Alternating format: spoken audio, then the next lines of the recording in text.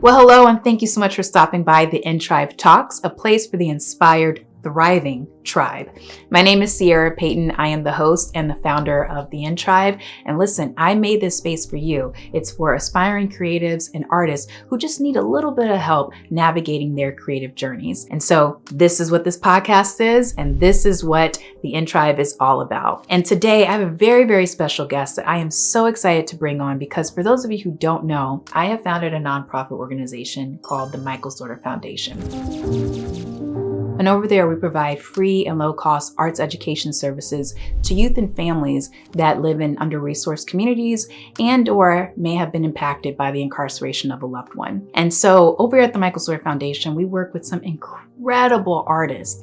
And one of them has made the decision to join us today to do a lovely little interview to learn more about them. And so today we have Ayrin Gharibpour. Before I bring her on, I just want to share a little bit about her journey and who she is. All right, so Ayrin Gharibpour is a fabricator, animator, and educator based in Los Angeles. Ayrin was born and raised in Iran and attended the Art University of Tehran, where she received a bachelor's degree in graphic design. As she experienced the art world, she became fascinated by illustration and puppeteering. She has 10 years of experience in illustrating children's books and performing as a puppeteer for theaters both in Tehran and Los Angeles, including the Iran Marionette Theater, the Bob Baker Marionette Theater, the Skirball Cultural Center, and Red Cat Theater. Throughout her career, Ayrin taught various art subjects and has collaborated in several theatrical and art projects with schools and institutes across the world. Since moving to Los Angeles, she transitioned to working in animation and stop motion fabrication. She has worked with Apartment D Studios, Bix Pix, and College Humor Studios as a stage and props fabricator. Ayrin speaks in English, Italian, and Farsi, and she is passionate about telling stories, creating whimsical characters,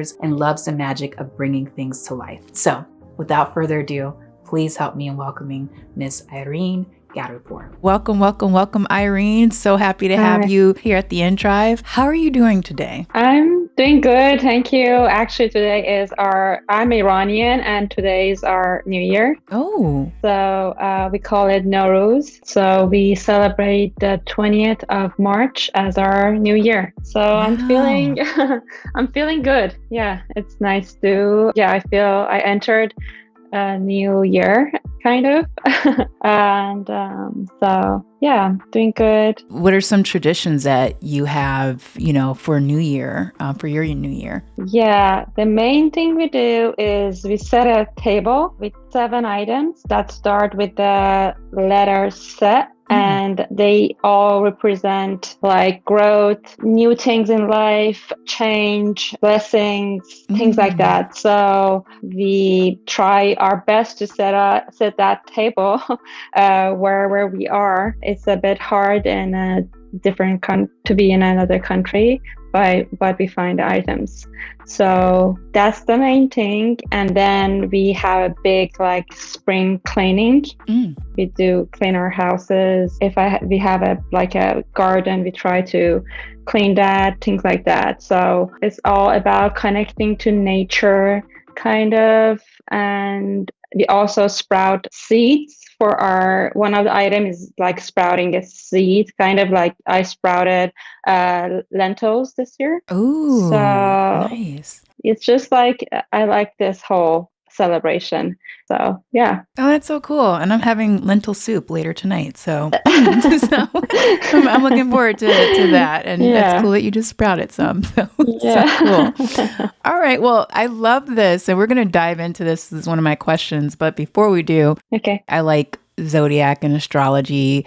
I wouldn't say I'm an astrologer by any means, but I love talking about it. And so I'm just curious, and maybe it might be something different in your culture, but do you know your, I guess, Western zodiac sign? And do you know your moon and rising sign? I don't know my moon sign, but I know my the zodiac sign of the month I was born in, which I was born in October 27th, and my zodiac sign is Scorpio. Nice. Okay, Yeah. awesome. Are there any things that people say about Scorpios that you agree with, that like run true for you, or you're just like absolutely that you just completely disagree with? There are two things I think I found in myself too, which one is being stubborn. And the second is just like a bit mysterious. We are like a bit mysterious. So I feel like those I believe in, I have in myself too. Nice, nice. I feel like a lot of zodiac signs can be categorized as stubborn. Like I think like I mean, I don't know. I feel like there's the Tauruses, there's the Aries. Who else do they say is stubborn? I guess they do say that about Scorpios. Yeah, I just it's funny and then like I'm Aquarius and I'm like, yeah, I'm totally stubborn. So I don't know. Yeah, some of the things they say apply for me, and some don't. So yeah, it's for everyone, I think. Yeah, for sure, for sure. Well, okay, you mentioned it being the Iranian New Year right now. So, can you share with us a little bit about your cultural upbringing and what that was like, and where you're from, and what your parents did? I want to get a little download of the life of little Irene. So I'm from Tehran, the capital of Iran. I was born and raised there. I moved to the US 5 years ago, so I'm a recent like immigrant. And my parents are from two very opposite parts of the country, Iran. My father is Kurdish from Kurdistan, and my mom is Azeri. She's from Tabriz. So they have totally different cultures, and they're both very bold, and they have very like intense kind of backgrounds. But I was raised in the capital, and there are a lot of cultures in both of my parents' sides that I was raised around. My father is also an artist. He's a theater director, and he also does puppetry and marionettes. And now he has a group with 30 puppeteers, active group, that they are traveling with them like to this festival and stuff like that. So yeah, my uncles are illustrators and graphic designers. So I was like, when I opened my eyes and I realized, oh, I'm in a like a theater salon, or like my father had to take me to some of his rehearsals, and I actually like fell asleep on in the theater. So I was around actors, I was around puppets, I was around all of these.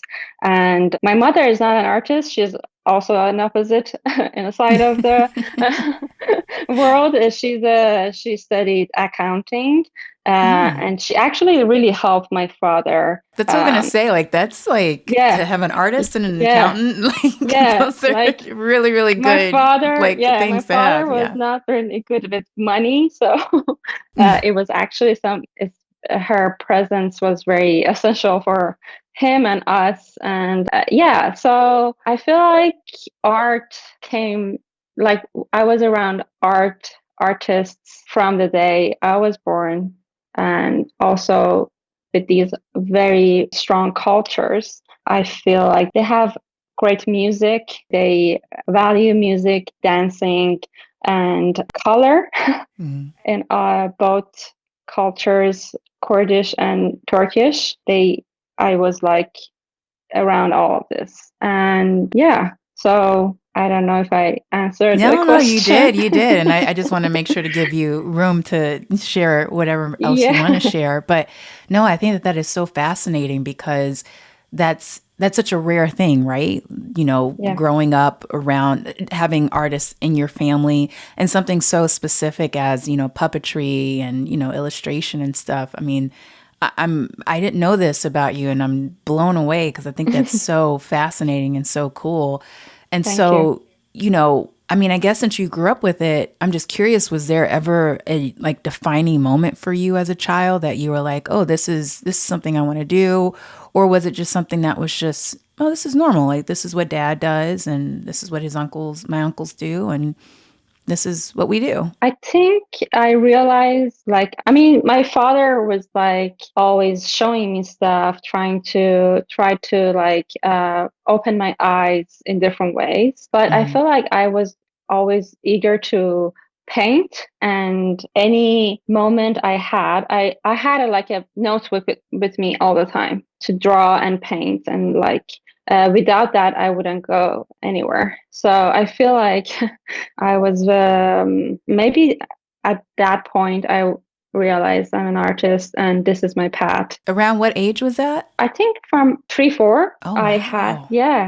I had obsession with painting and drawing colors. So, and my father really helped me. Like, he was supporting me all the time, and he made a little show from me that I was the kind of like presenting or showing my work to the camera. And that way I got really comfortable presenting myself. So I have the videos. It's really embarrassing watching them now. Oh my God, you got to share those. I'd love to see that. My father has them show he anytime he finds like a time, like he would show me, like, look at this, you did this. You read a poem, or like I had like a show where I taught painting to oh wow, like imaginary audience. Like, this is this is how we paint a face. Like, we start with this, I mean, go to the details. I was like, I think I was at that point I was 6. Wow. That is so incredible. And hats off to your parents for nurturing that, I mean, because a lot of people don't have that, experience. And it's making me wonder too, do you know if your grandparents, were they, in the artistry or creative fields at all? Or do you think that your dad's kind of going into the arts, it was like probably a response to like them not being artists or something? I'm just curious. Yeah. It's interesting actually, because my grandfather didn't want my father to study theater. Wow. He was a principal for a elementary school. He was very serious man. I remember him. He was a very kind person, but no, he didn't know art, or he didn't have any background in art. And when my father decided to move from this city called Sanandaj, which is a small city in Kurdistan, to move to the capital, Tehran, to study theater, because the main university of art was in Tehran, his parents said, we wouldn't support you financially. Wow. So he said, okay, I will find a way to do this. And he did all sorts of jobs he did like, he had a job, and he did also study theater. So yeah, my grandmother's side, his father was a poet, but his main job wasn't that. So I think it was a revolution from my father just wanting to, because of a theater group having a show in that small city, he got really inspired. He was like, oh, this is a new like world. I want to know about it more. So, and he opened the door for his siblings. Wow. Oh my gosh. I love Yeah. that. That's just, yeah. And so I can see how it translates over to, him becoming a father and, having you and, feeding that into you, just nurturing like whatever you want to do. Like that's so beautiful. That's amazing. Do you have any other siblings at all? Are they in the arts? I have a brother. He studied philosophy. Okay. Cool. He's a great painter too. So I feel like we are more visual artists than like I don't know, musicians or yeah. Oh, that's so cool. Okay. Wow. I love this. I love learning this about you. Like, this is just, Thank you. okay. Now I want to ask you like a million questions, but I can't. So, okay. So let's dive into just your journey. So, at 3 years old, you really started to take a liking to painting, to visual art. And then, your dad's recording the art show videos of you, while you're 6 years old. Where was the moment for you, other than being a kid, but maybe like later in your life, or maybe it was since 3 and 6 years old that you were just like, oh no, this is what I'm definitely going to do, and this is how I'm going to pursue it. When did that happen? When did that gestate? Yeah, that's a good question. I think going to school, I realized I'm not enjoying any other subject. Like, I want to go back to my notepad and keep drawing, or I can't do mathematics. I'm horrible at it. Like, I love science.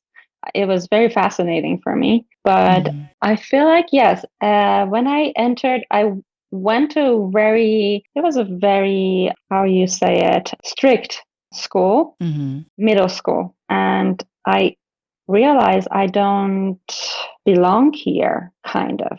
I don't get connected to any of my teachers, any of my classmates, and my parents decided to do that because that was the best school in the city. They were trying to the best they could, but I couldn't wait to like the hours finish and I go to my like after school classes, which were like drawing, painting, music, and things like that. Nice. Sorry, you Yeah. had more to say on that? Sorry? No, I was just wondering. Well, I didn't know if I cut you off, so sorry, but No. Yeah, sorry. No, I was done. okay. Yeah. All right, Yeah. cool. So with so you're in middle school, you're realizing, this isn't really my thing. These other subjects, I just really enjoy creating. Did you end up then going off to, secondary school or college to, study more visual art? And where I'm assuming puppetry was introduced to you very early on, but where was it along your path that you started to really explore going into that medium? Well, in Iran, it's not like here. You have to take a very serious test to enter university. And we didn't have any perspective of what kinds of art we can, like, what are the subjects we can practice. So with the grade we got in to choose from a few subjects. So with my grade, I had to pick graphic design, which honestly I hated. Oh, wow. Yeah, I didn't like it. I was like, I don't know what I'm doing here. This is not the place I want to be. But it was the thing I could have chosen with that grade. And well, slowly with like my father's work and just realizing how fascinating is the art of puppetry, I started like building puppets, and then slowly I got into like being a puppeteer. And I also taught how to make puppets and be a puppeteer. And in this part also, I love doing animation, which it didn't happen until I immigrated. So yeah, this is how it happened. I love that. And so I want to just park a little bit on the puppetry and puppeteering, because I think some people don't fully understand what it is, maybe, So I'm curious, can you just give us a little insight to exactly what that is and what that job is? And what is your creative process around puppetry and creating puppets? Puppets could be anything. They could be just objects and you can give life to them. So it's just giving life to, I would say, anything. And for me, I also could bring my creativity and my imagination better with puppets. And because maybe I'm not also an actor, I need help from something. Mm, And that something is the puppet. I can give life to another object, and that's not me. mm, And so puppetry is it's like acting, but you are acting for someone else. I yeah. mean, acting is like that too, but I've never been an actor, so I can't say what is acting. But for me, puppeteering is giving life to something else and becoming that thing. So, and there are various techniques you can do that with. And maybe because I'm kind of shy in front of people, Mm, that helps me too. Just having something else doing the work. mm. I'm not in front of the camera. My puppet is. So for me, I cannot live without puppets because I feel I am giving life to something. Gosh, I love that. That's so good. That and just like I don't know. It's just because I remember growing up watching like the Muppet Show and stuff like Mm-hmm. that, and I think that and I don't have any kids right now or anything, but in my everyday world, we don't get the opportunity to really see a lot of the magic of puppetry, right? But like there's Right. people that are still doing this and, expressing themselves in such beautiful and creative ways. And so I'm curious, this particular art form, you touched on it a little bit in terms of expression, but for people that are shy, but why do you feel this art form, this medium, this, puppetry, why do you think it's an important thing to introduce and to keep, doing, as an artist? Well, the world of puppetry is infinite, and I feel you can bring anything to life. You can make any kind of world you want, and that is important because in this world we are living, we need to get out of this routine maybe and get Mm, to another world to be able to live. It just makes living easier, having imagination and creativity. And I believe like puppetry, animation, film, all of these are helping the people to do that. Otherwise, you will be depressed and yeah. have no purpose for life. So, yeah, that's why it's important doing it as an artist and teaching it also is important because I see how kids connect with the puppet. They love it. They want to build one. They want to have one of their own. It's important for them to like make the body, make the eyes, how they talk.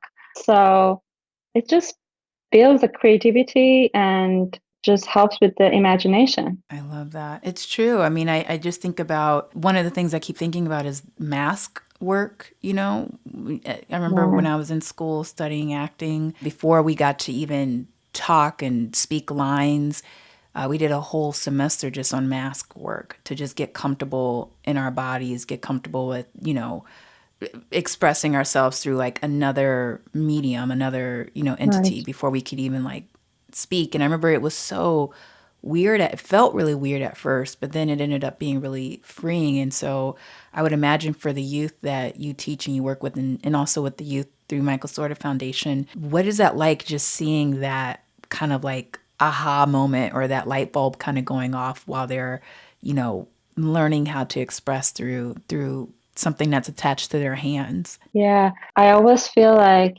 oh, my heart is warm. It's Mm, just very heartwarming feeling. Every time I go to a new classroom, I'm a little bit stressed, but as soon as I bring the puppet up, everything changes. mm, It's just, I'm not there anymore. Uh, and kids connect with the puppet that I have in my hand. And it's incredible. I don't know how it happens, but it happened. And it just all of a sudden there's another character in the room. So it's a very happy moment.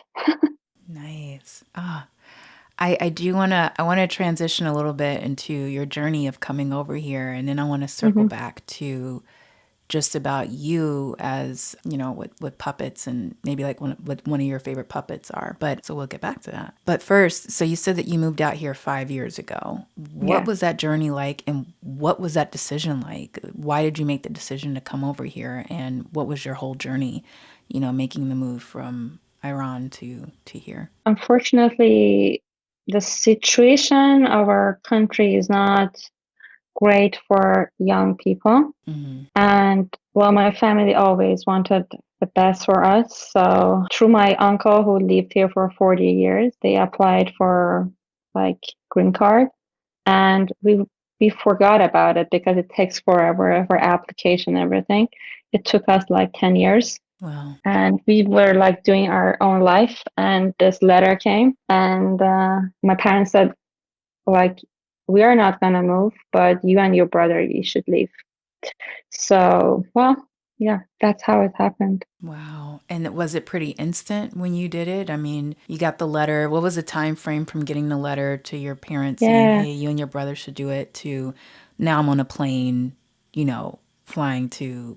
Did you go to California first, or did you move somewhere else before coming to California? yeah, we landed in California because that was the place we applied for the green card. Mm-hmm. I came back and forth, and then after a while, I decided to move because the situation got worse and worse in Iran, and it was also hard to maintain a green card going back and forth with the currency that is much lower than US dollar. Mm-hmm. So yeah, I decided, and that was a very hard decision. Yeah. Is your brother still in Atlanta, or did he come out to California with you as well? That he is in Austin, Texas. Oh, okay. Yeah, and he moved to San Francisco actually first. Okay. He studied philosophy in San Francisco, but he decided to travel, and he found Austin, and he Nice. fell in love with Austin. So I mean, it's I don't nice know. out Yeah. there. It's hot, but Yes, it's a very, it has a crazy weather, but I feel like he loves it. So yeah, nice. Okay. So you come out here to LA, I'm assuming yeah, was kind of like yeah, where you set up. yeah.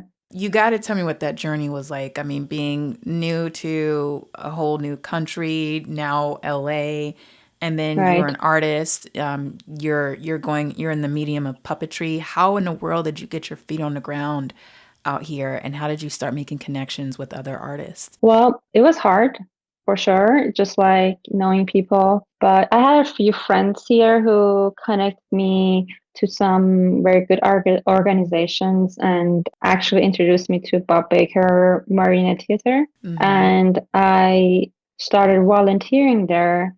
These are all right before pandemic. So I did, it was great. I was like finding people, places, and as soon as I was like trying to find my way, pandemic happened, which Wow. made my life miserable. Yeah.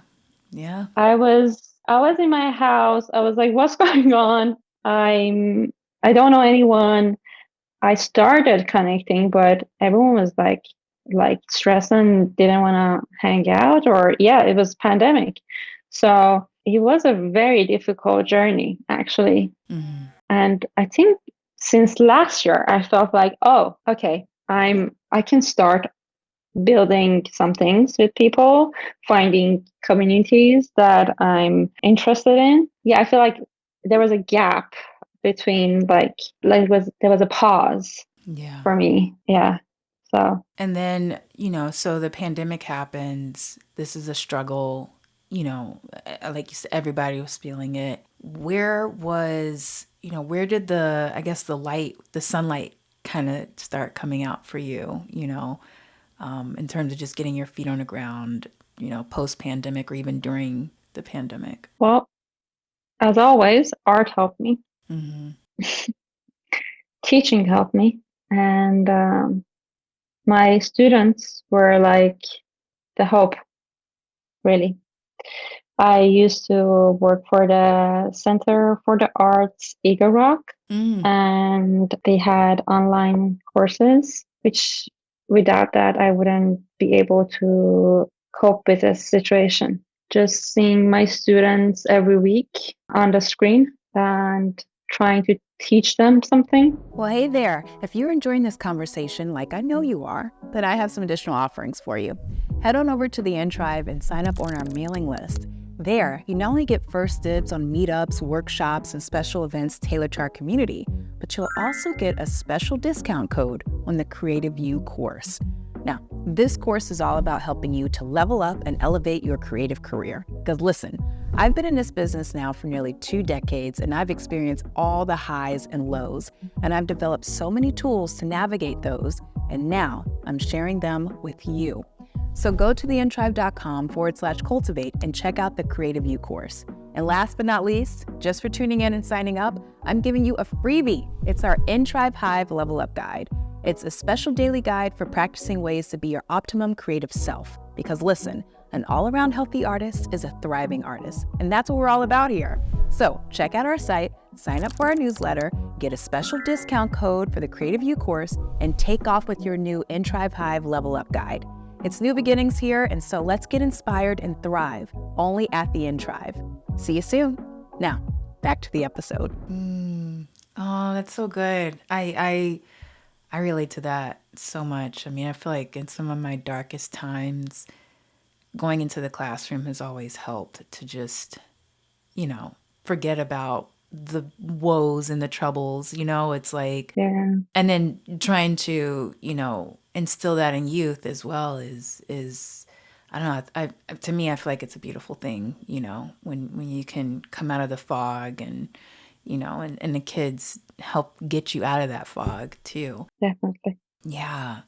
But on that note, you've been teaching for a while. What are some things that you've learned from your students? Not to be scared, not to be conservative, just thinking out of the box. They don't have any limits. And I love that.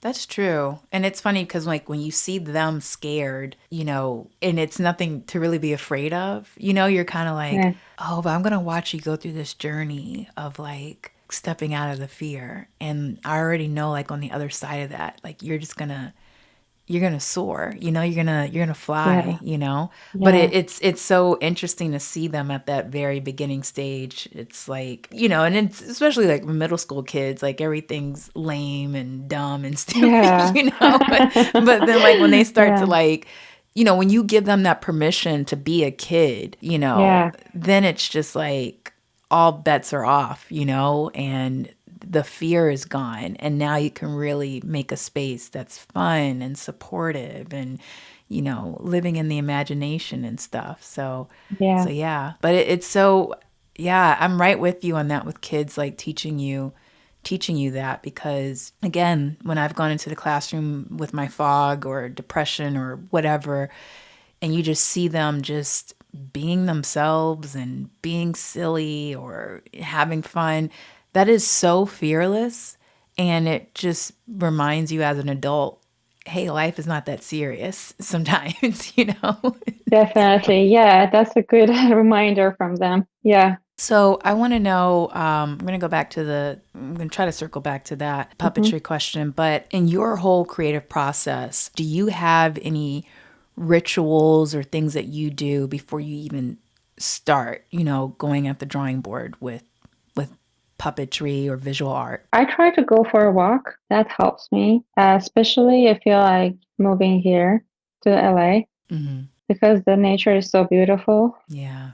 There are a lot of good hikes. I think that really helped me just to see things differently when I come back to my studio, to my home studio, to see, oh, okay, this is what I'm going to do. It's just nature helps me a lot. Yeah, I think. And recently I do meditation. Meditating also helps me a lot, being more creative, more open. So yes, these two are my main things right now. I love that. That actually just like brought so much peace too, just now while you were saying that. Really? It does. I mean, I Yes. think, we all have to, in the process, we all have to get centered and quiet in some kind of way. And, what better place to do that than nature or just quieting your mind? So, Yeah, yeah, yeah, I yeah. love that. So Thank good. you. Yeah. So I want to go back to, your puppets. And I'm curious because I want to dig a little bit here, but what are some puppets, some of your favorite puppets that you've created? And what is it about them that they do that you felt like you couldn't do or that they help you do when you're working with Yeah. them? Well, I started this whole thing using recycled materials to build puppets. Mm-hmm. I couldn't bring my puppets with me, all of them from Iran, but I started making those when I was teaching, and it become so big of a thing for me that I felt like everything I saw was like had a potential being a puppet. So I was kind of like collecting trash, Mm. but giving them another life. And that was very interesting for me. And I really want to like make like starting illustrating those as a book to teach to others to what you can use this for. You think it's Mm-hmm. a trash, but you can make a puppet. So I think those were like mostly they were like kind of Muppets kind of they had their mouths moving. And I also love my shadow puppets. Shadow Mm. puppets are really magical for me. I add what do you call cellophane, like colored cellophane into those also. And it's not only black, it just has all sorts of colors in it. And Mm. it's just magical. It's another world, and I tried to like also teach it to the student. But I have worked with a great shadow puppeteer artist in LA called Leslie Gray, and we did I puppeteered a few of her shows, just shadow puppets using shadow puppets. And what do the okay, so because I know you said that there's a part of you that you felt is kind of shy, and so when you make these puppets and the favorite ones that you mentioned, what are they doing that you feel like you can't do or that you may have like challenge doing or expressing? Well, first thing, maybe just building those makes like creating another thing, another creature. That's really interesting for me. Just coming up with ideas to build another creature Mm-hmm. that I cannot do with myself. Like with Yeah. my face and stuff, I can't do weird things. And I like goofy faces and stuff like that. So puppets help me with this funny things that I want to do, like big eyes or like, I don't know, funny bodies or I don't know, like anything that I cannot do with my own body, Mm-hmm. I can make another creature. And then I'm shy, just like maybe talking in front of big audience and just having another creator doing that for me. I feel like no one is looking at me. They're looking at the puppet. So yeah. I Yeah, think no, I love yeah. that. I was curious because, like that's, like you said, even like with acting and stuff, it gives you the opportunity to do and say and be things that, you know, you don't feel comfortable with doing, I guess. And so, yeah, Yeah. no, I love that. And I just love the idea and the ability to create something so physical, and it could be from recycled material and then have it be an extension of you and can help express things that you probably would have never expressed or give you the comfort to speak in front of people. So I Yeah. love that. That's so, I mean, and I'm sure that, I know that people use these things in therapy and, in all kinds of different ways. And so I guess what I'm trying to get at right now is this sounds like and seems like, and I want to hear from you and your words, but this is the power of puppetry, right? Definitely. Yeah. Yeah, definitely. That's, as you said, in therapy, they use puppets as a form to heal some traumas, because that's the way kids could open up easier with a puppet. It's a friend. It's a friend, or it's just another. It's a creature who listens or talks with them, and there's no judgment. Yeah, so definitely. Yeah. And I want to touch a little bit about your experience at working with the Michael's Daughter Foundation. What has this experience been like for you? And has it changed you in any way, or, has it influenced you in any way? Well, I've just started working with Michael Daughter's Foundation, but I feel the passion more than all the organizations I worked for. I feel there's a passion for teaching, and I think that comes from you specifically, Yeah. and a passion for art. And I honestly, the students I am working with are the best students I worked with Wow. in my whole like 12 years of Oh my teaching. gosh. Yeah, I'm All not right. just like saying that. It's real. Wow. And they're so interested, and that gives a lot of energy to me and just moving forward with them. Yeah, I could tell when I went there. I mean, they loved it. And a lot of them do have different like learning disabilities. And so when we were Mm, looking at incorporating puppetry, we realized that a lot of them need to have like hands-on stuff, and right. sometimes writing isn't always a strong suit for them. Sometimes acting isn't always a strong suit for them. Like they need to be using their hands, their whole bodies sometimes, And so when you came on board, I was like, yeah, I think this is going to be really, really good. And seeing it now, it's, yeah. And you've been great, working with them. And I Thank can you. just tell that they just respond so well to both you and Jeliza. And so thank you so much for lending your talents to the Michael's Daughter Thank Foundation. you. Thank you for having this foundation. And I truly feel there's a great energy coming from you to the whole team. And I believe in energy, honestly. And I see it. I feel it. Thank you. Thank you. And I feel the same way from you as well. And so, I hope that we continue to working in whatever capacity we can, because Thank you're you. awesome. You're amazing. Thank you. Thank you so much. Yes. And so I want to just ask you a little bit of just about teaching artists, because you're a puppeteer, you do puppetry, but then you also teach. And so what have been some misconceptions that you've seen about artists who teach, or just teaching artists in general, from the outside, but also from the inside? What are some misconceptions that teaching artists may have also versus like what people may have about teaching artists? Yeah, being a teaching artist is different, is very different to be an artist. Some of the teaching artists feel like they can't continue exactly the same path they're doing as an artist in their classroom, and it's not like that. In my experience, you should tailor your that kind of like being an artist to your classroom. And I think they're kind of two different separate things.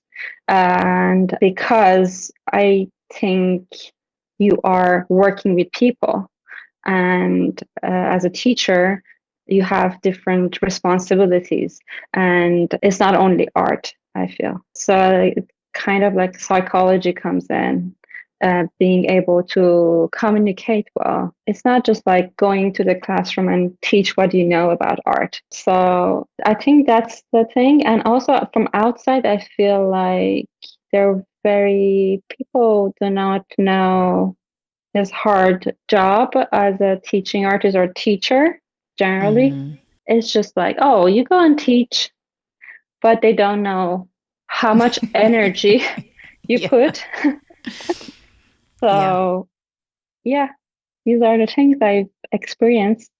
Mm-hmm. It's so interesting that you said that, though, about, artists or teaching artists thinking that they can't basically essentially do both, that there's some disconnect between being an artist and also being a teaching artist. And, as Mm-hmm. an actor, I've come across other actors, and even like doing this work as well, where, there's some shame around being a teacher because you're not doing your first passion, as, being on screen, being an actor, or, Right. There's an idea of like, this is holding me back or keeping me away from doing what I really want to do. And it's something like, if you go on my Instagram, like something I'm always talking about, because I think that me personally, from my experience and from my perspective, is the life of a artist, the journey, the artistic journey it encompasses so many things. And it's not just about, am I on set? Am I on camera? Am I, writing that script? Am I being seen? Am I being validated? Am I being recognized in this one identity? I feel like Right. the artist journey is multi identities, and really it boils down to just being a human, and a human that Mm-hmm. can connect. And so I think that if you're an artist, whether that be your director, your writer, you're an actor, you're a musician, if you ever have the opportunity to go in and teach, I think it's the most greatest gift in the world, to do Mm-hmm. that, because, you're passing the baton, first of all, but then also you are, you're helping, you're being of service. And I think that that's what art is too, Yeah. regardless of if you're teaching it or if you're a receiver of it or if you're producing it. It's a service. It's being of service to community. So, Yeah. yeah. Anyway. Yeah. I agree. Definitely. Yeah, it's an interesting thing, and it always discourages me sometimes when I come across, and this is more actor specific, but I'm pretty sure like you've probably come across like some puppeteers or something, but some that are just very much like, I don't want people to know that I teach, or I don't want people to know that like I, work with kids. I want people to only just see like me doing the thing that I do, which is acting, and it's just like, hey, the reality is, you're not going to be Yeah. acting every single day of your No. life. And like, why Yeah. not find another way to be creative and pass on the knowledge of creativity and, make a change in in this world some kind of way. Yeah. They don't give the value uh, that is needed for teaching, specifically teaching art. Yeah, it's so interesting. It's just something I always kind of come across, and I'm like, man, it's such a, and the only reason why I recognize it is because I recognize it in myself, like very early on when I was getting started, I was so terrified to do anything outside of acting because I was afraid Wow. that casting directors or producers would see me in a different light. And, after I really started to just be like, oh, that's so dumb, like Yeah. it's like, what, like, no, but I think it's so cool when, you could be seen in multifaceted, and Definitely. be, Yeah. a puppeteer and a teacher, or, all of that. So anyway, just Yeah, just for sure. my little 2 cents there. I So love I love it. that. No, I love Yeah. what you said too. So, happy to see that we're in same alignment with that. Definitely. Yeah. So I want to ask you, I'm going to do a couple quick rapid fire questions, and then we'll close out with a few more questions. So with the rapid fire questions, we try to keep it one word or one sentence, and whatever just comes to the top of your head, just blurt it out. Okay? Okay. So the first question is, if you weren't a creative, if you weren't a puppeteer, an artist, what would you be? I would probably be a gardener. Ooh, I love that. I love that. Oh my gosh. Oh, nice. Okay. All right. The next one is, what is the first thing you do when you wake up? Well, that's not good. I would say the first good thing, then I say the not a good thing, which is I drink water. I do, Uh-huh. but I check my phone. Everybody is saying that. They're like, I check my phone first. So, But I I drink water. I stopped doing that years ago. I keep my phone far Oh, away that's from me great. in the morning. My So, God. but still, sometimes I find my way while I'm, drinking some tea. I'll be on my phone. I'm like, I gotta stop this. So yeah. All right. So if somebody gave you $1 billion and told you this is to create your dream project, what would that be? I have it all planned. I have this actually very like personal story Mm, that I'm trying to make visualize it with stop motion and animation, nice. but it's taking a long time, and I feel that $1 billion would help me. Asking talents to just, I will build a studio first. I will build a studio and I will just make that project. Oh my gosh. Okay, universe, everybody listening, we got to get Irene's project made. So please bring the funding Yes, and bring please. yourselves. Like, this sounds so cool. I Thank support it. I love it. you. All right, so the Thank you. last two rapid fire questions here. If you can complete this sentence, it is, I wish creatives and artists would practice a little more blank. What would that be? Practice more uh, kindness. Mm-hmm. Yeah, I love that. Awesome. Okay, so I have a few more questions here for you. And what I've started doing is having the previous guest ask a question for the next guest. And so the last guest that we had, this is their question, and I'd like for you to answer it. So Okay. their question was, if you can change one thing in this current world, what would it be? There are a lot of things. Just one, though. I would change patriarchy. Mm, Yeah, that was kind of the main reason that I don't want to live in my country at this point. yeah. We gotta get there. We gotta get there one of Yeah. these days. We just have to.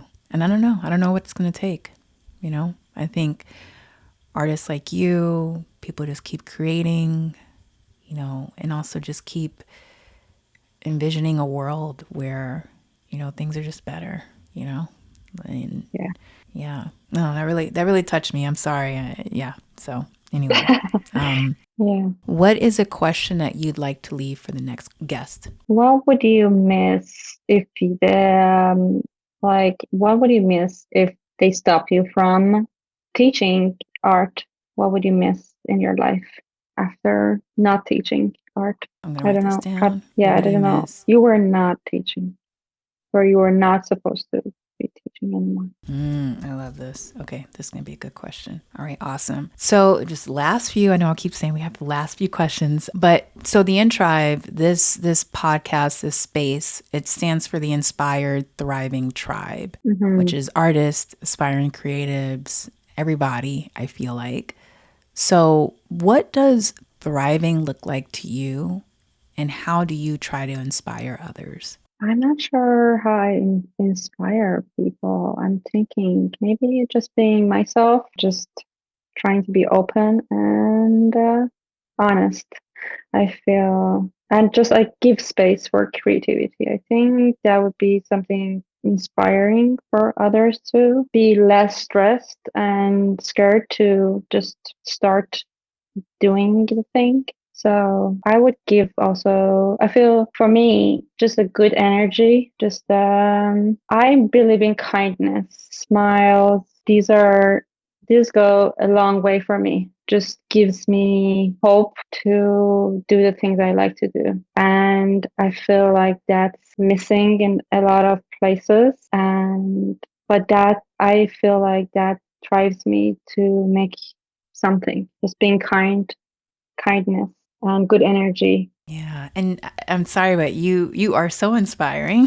So I think the way that Thank you're you. paying it forward right now, working with young people and even just creating your art it inspires so many people. And so I hope that you can see that and recognize that and hold that dear and near to you as well. Thank you so much. Thank Yes, you. you're welcome. You're welcome. So, well, here we are. We're at the end. And so I'm curious for the people that are listening, where can they find out more about you? How can they follow you to stay up to date to things that you're working on? Please let us know. Spill the beans. I'm active on my Instagram page, which is Irene in Wonderland. And I have updated my website recently. So it's Ayrin-Gharibpour.net. And you can find my work and resume there.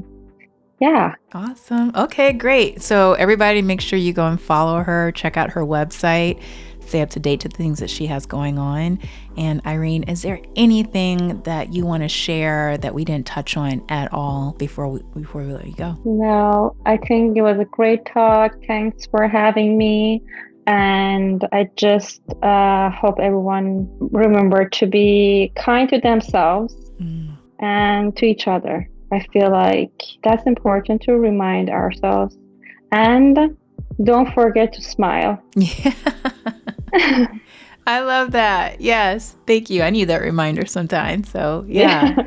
Awesome. Yeah. Ayrin, this was awesome. Thank you so much for stopping by the In Tribe. I'm so happy that we had a chance to connect and that people listening got a chance to hear more about your journey and your story. And I can't wait for this to be out in the public. So thank you. Thank you so much. Thank you so much. And have a great day, evening. Yes. Yeah. All right. You too. Thank you so much. Yeah. Bye. Wasn't that such a great interview? I love listening to Ayrin's story, and I hope you enjoyed it as well. And listen, if you want more content like this, you know what you got to do. You got to hit the like and subscribe button. Be sure to follow us so you can know more about tips and tricks and tools, and also more podcast episodes. And if you want more, head on over to theintribe.com. There you'll find articles, resources, and courses all tailored to you. I created this space for you, so please head on over there and take advantage of it. And if you want to get first dibs on events or in-person meetings or workshops or webinars, you got to sign up to the mailing list. That's where that information is going to be. So please make sure to head on over to the website, theintribe.com, sign up to our mailing list, and you'll be the first to know about all things In Tribe. And again, thank you so much for being here. I just love that you're taking the time to sit with us and hold space. And I'll be looking forward to seeing you at the next one. But until then, please remember to keep thriving, keep being inspired and inspire others, and know that I am walking alongside of you in this journey, and that I love you and I'm rooting you on. All right, let's get it.